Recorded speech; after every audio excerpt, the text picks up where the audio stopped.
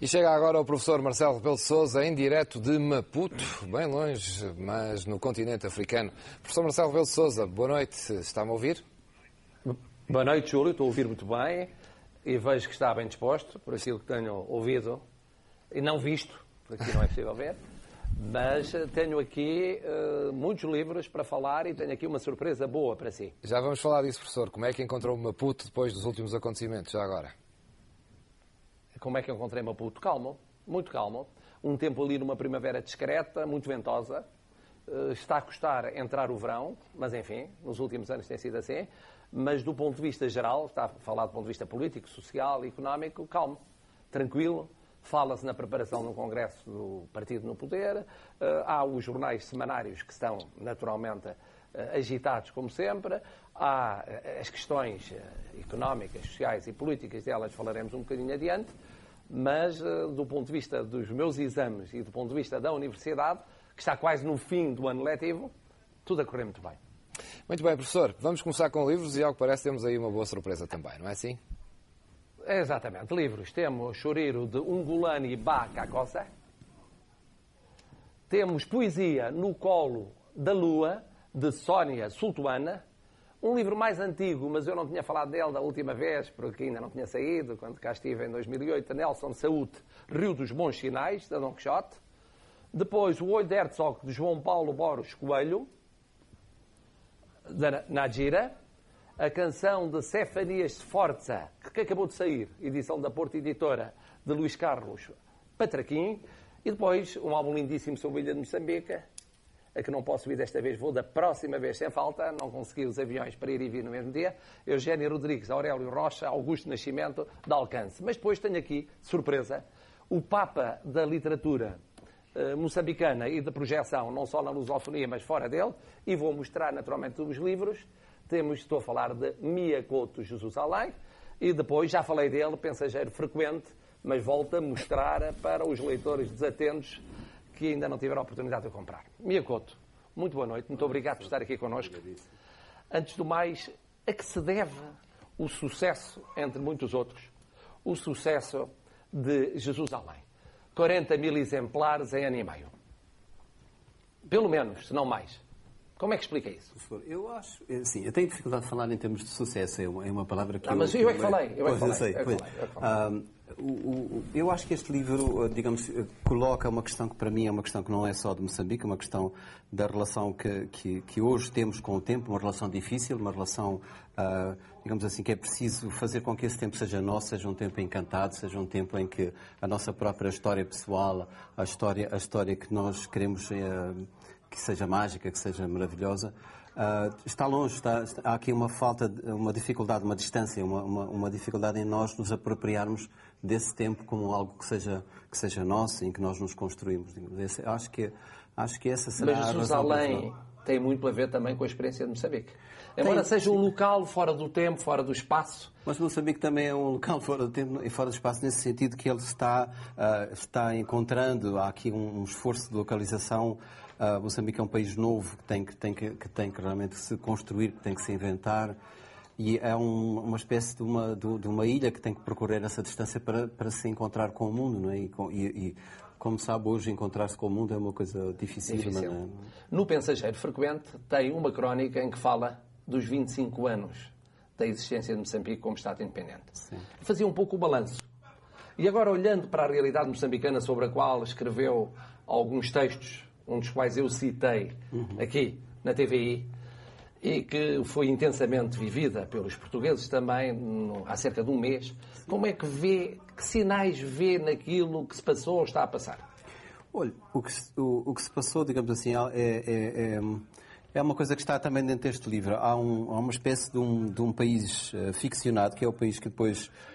se calhar em Portugal também não é muito diferente, mas é aquele país que é o país oficial, o país que aparece nos jornais, que aparece na televisão, que depois tem um desencontro enorme. Há aqui entre isso e o que é vivido pelas pessoas como qualquer coisa que não é exatamente isso. As pessoas não se reencontram nessa imagem produzida.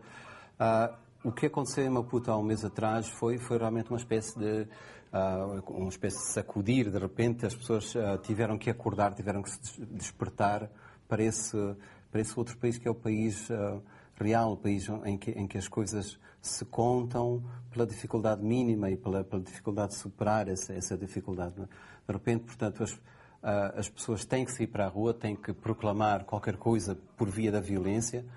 E a diferença em relação a Portugal é que, enquanto que em Portugal há sindicatos, há partidos políticos da oposição que são reconhecidos e, portanto, há caminhos há vias que são, digamos assim, legítimas e legitimadas, não é? Em Moçambique isso não existe, não é? De repente, portanto, dá-se por via de uma explosão que depois fica descontrolada e é apropriada por outras forças, não é? De repente aquilo tornou-se uma manifestação que era legítima, que tinha que acontecer desse ponto de vista de sacudir consciências, não é? De repente se transformou num tumulto, num motim, numa coisa que é tratada quase ao nível policial. Não é? E acha que o poder percebeu isso? O tal país oficial percebeu a mensagem? Eu acho que acabou por perceber. Não percebeu logo, porque houve aqueles 2 dias de compasso de espera e depois finalmente o poder vem fazendo quase uma espécie de reexame da situação e aí não só um reexame sobre o ponto de vista de que é preciso mudar as medidas, mas também que é preciso mudar mais do que as medidas económicas e financeiras, que há qualquer coisa mais que é preciso retomar, que é uma espécie de ligação ética com as pessoas, com o país, com o povo, não é? Portanto, há nessa segunda posição que o Governo faz uma espécie de uma declaração de que há alguma coisa que é preciso recuperar dessa Frelimo que já esteve próxima, que já teve um diálogo tão aberto e tão produtivo com as bases. Não é? E qual é o seu papel? Qual é o papel de um escritor? Um homem que é ouvido? Qual é o papel no plano ético, dos princípios, dos valores sim. E da aproximação entre o país do povo e o país dos manda-chuvas? Eu acho que o escritor tem que escrever, em primeiro lugar, tem que contar histórias. Aqui em Moçambique, essas histórias, tudo isto está tão próximo. Este é um país que se está inventando, é um país quase em ficção, não? Portanto, é um país que está escrevendo desse ponto de vista. E eu acho que há um momento em que é um país da oralidade, um país que se contava, se cantava, não é? E de repente é preciso que esse país entre dentro da escrita, não é? E os escritores trabalham nisso como um convite para que essa passagem não seja traumática, que é porque o país não tenha que, digamos assim, se vergar, se ajoelhar perante a escrita como alguma coisa que é uma lógica superior. Não é? Mas também há aqui um outro papel que eu acho que os escritores têm que ter em Moçambique, que é, digamos, fazer com que o país não se esqueça daquilo que já foi. Portanto, que nós esquecemos da guerra civil, esquecemos das experiências traumáticas do passado. Se o professor Marcelo passar para Moçambique, ninguém se lembra do que é que foi a escravatura. Portanto, é preciso reabilitar essas memórias de forma mais terapêutica, de maneira que não haja ninguém acusando um outro. Não é? Portanto, acho que a escrita literária pode resgatar essa memória de uma maneira construtiva. Moçambique tem futuro. Moçambique tem futuro, por isso tem que ter esse passado limpo, digamos assim. Acredita no futuro de Moçambique, portanto? Eu acredito, sem dúvida nenhuma. Eu não sou nada pessimista nesse aspecto. E acho que estes sinais últimos também não são, estruturalmente, não são diferentes daqueles sinais que vêm de França, da Grécia e provavelmente até de Portugal. Não é assim? Só que eles aqui se realizam de uma maneira mais, digamos explosiva. Mais explosiva. Não é? Mia Couto, muito obrigado professor, pela sua presença e pelas suas palavras. Muito obrigado. Muito obrigado. Júlio. Professor, muito bem. Ficamos aí com uma bela entrevista a Mia Couto, um grande escritor de resto. Professor, e agora instituições também... Um grande escritor e um grande observador da realidade universal, não é só da Universidade Moçambicana. Sem dúvida. Professor, e agora falamos de instituições. Em Moçambique há muitas e a fazer um trabalho notável a nível social. É, mas deixe-me primeiro, porque acabei por não mostrar aqui uma referência muito justa.